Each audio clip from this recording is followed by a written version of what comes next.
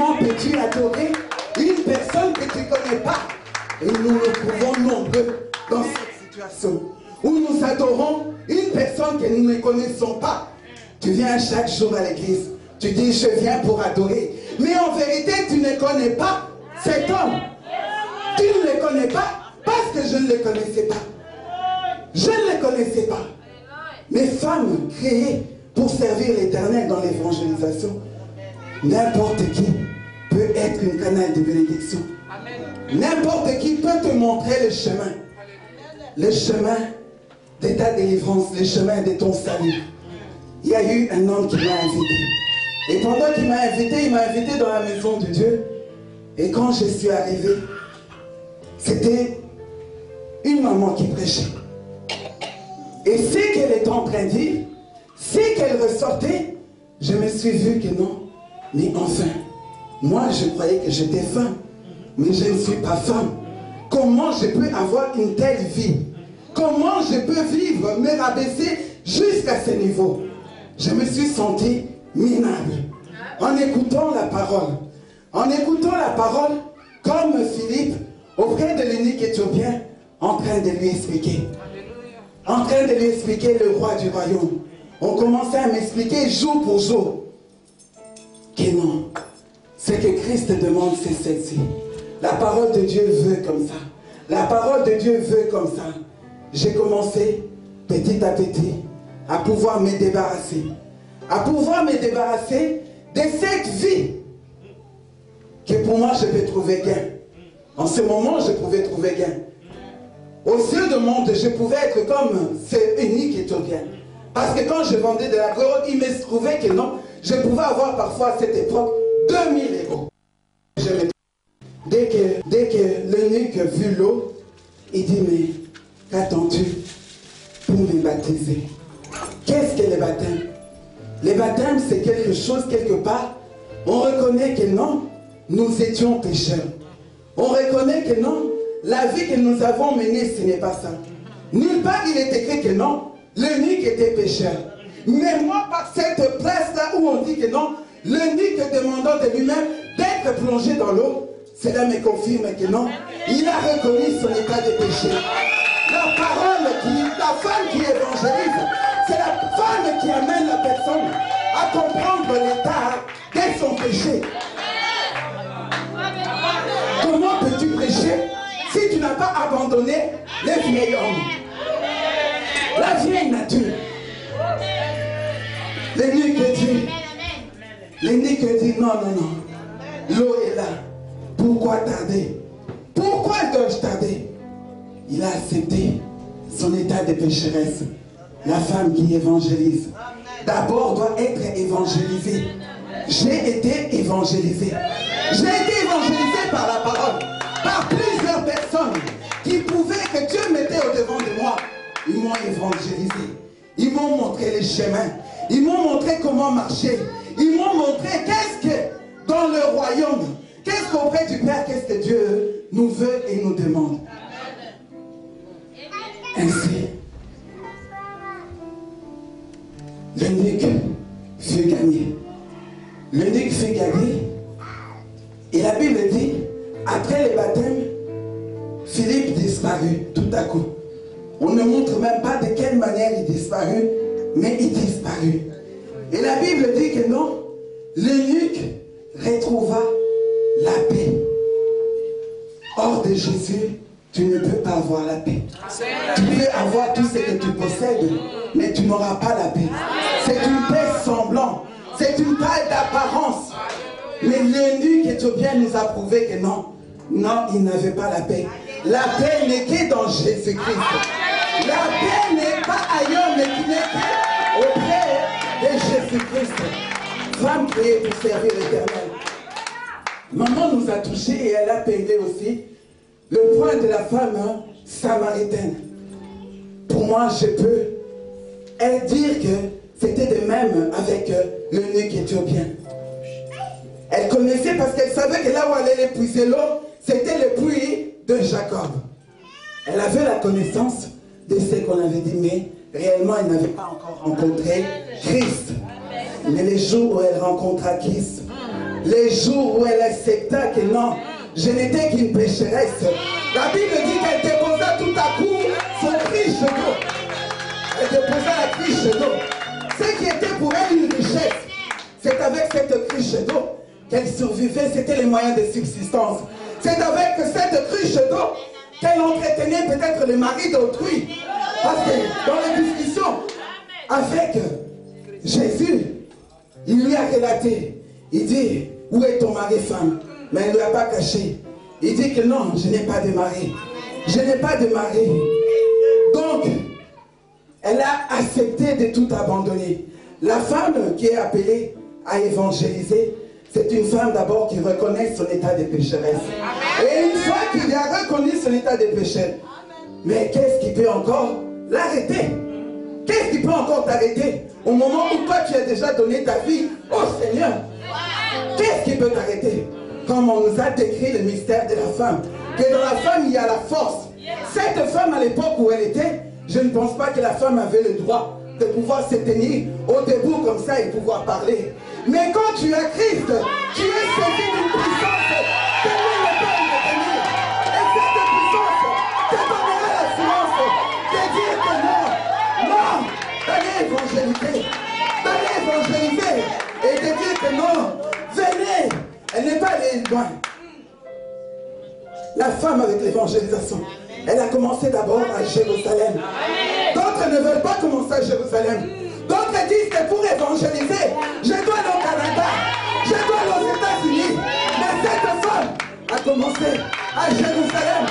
Elle n'a pas eu honte de son témoignage. Elle n'a pas eu honte de son passé.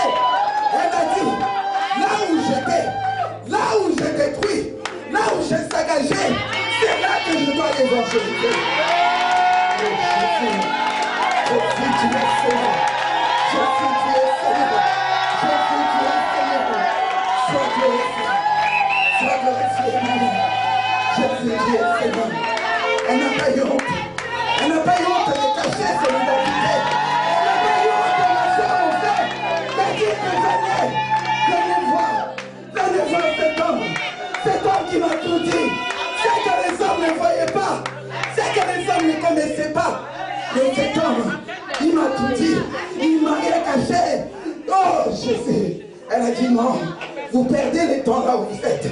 La femme avec l'évangélisation, c'est une femme qui dit que non. Elle a compris que non, rachetez les temps. Parce que les temps sont mauvais. C'est une femme qui a compris la parole. C'est une femme qui a compris la parole. Elle sait que le diable est animé d'une grande colère, sachant qu'il a peu de temps. La femme avec l'évangélisation. La femme avec l'évangélisation. C'est une femme qui est dans les temps. C'est une femme qui marque son temps.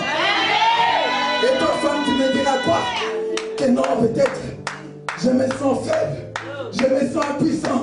Je me sens incompris. Je me sens petit. Mais il y a eu des petits. Il y a eu des petits dans la Bible. Je connais une histoire. Et quand j'entends cette histoire, je dis non. Une petite fille, la fille de Naaman. La fille, la Bible dit, elle était petite, esclave auprès de Naaman. Naaman, qui était Naaman? Naaman, un homme grand, un homme considéré, un homme qui marchait auprès du roi, un homme dont tout le monde pouvait entendre sa voix.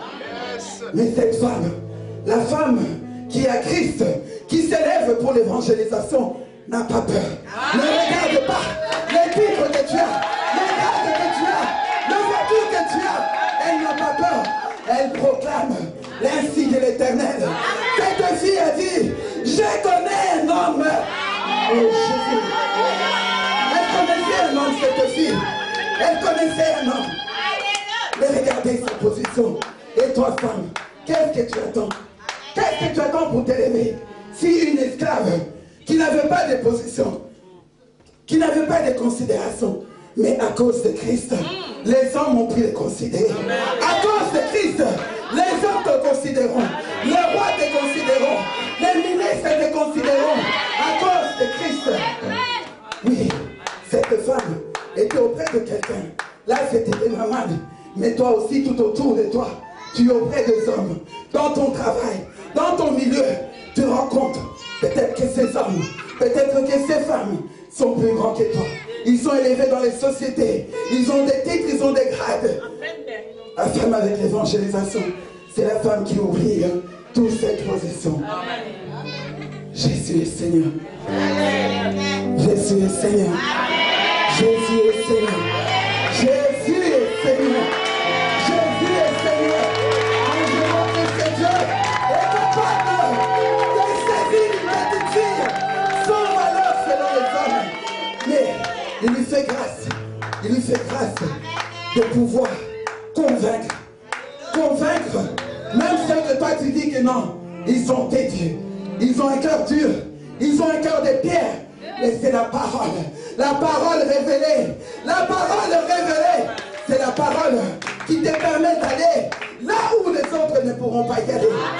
Cette fille a reçu son ordre de mission. Mais la femme avec l'évangélisation, c'est un beau thème. J'ai béni Dieu. J'ai béni Dieu. Et nous allons atterrir sur notre texte. Le fils prodigue. La Bible dit que non. Cet homme avait 2 fils. Ils étaient auprès de leur père, dans le royaume, auprès de Christ. Là où il n'y a que joie, là où il n'y a que amour, là où on ne connaît pas hypocrisie, là où on ne connaît pas la haine. Mais cet enfant un jour décide que non, je dois partir. Je dois partir pour un pays lointain. Je dois partir loin de mon père. Et la Bible dit que notre Dieu, il n'est pas le Dieu qui impose. Il est le Dieu qui laisse le libre choix. Cet enfant demande son héritage.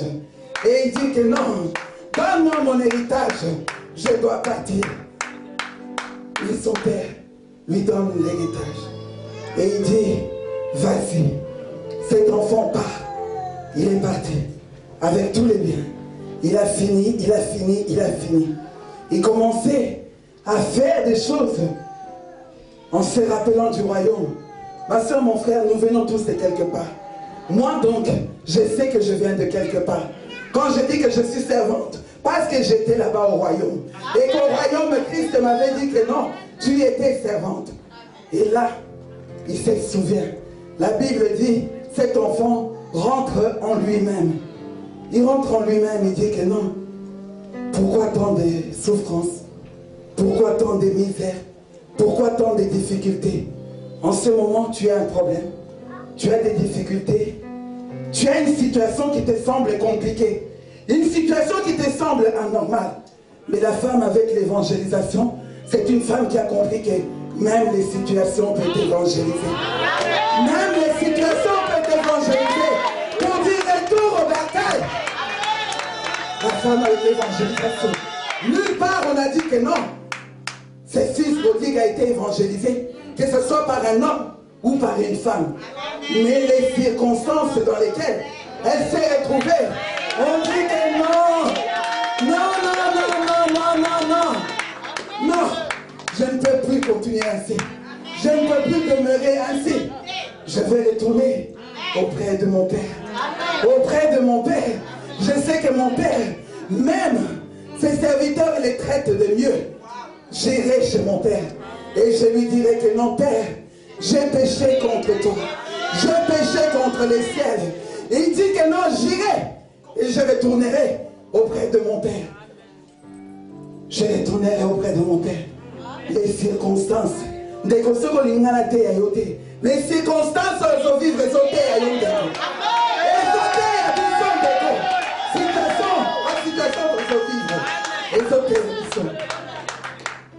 je retournerai.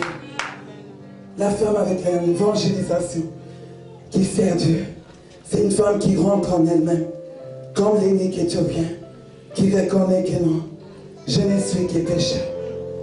Je ne suis que pécheur. Mais je vais retourner auprès de mon Créateur. Quelle est la mission de l'évangélisation? C'est de nous ramener tous auprès de notre Père.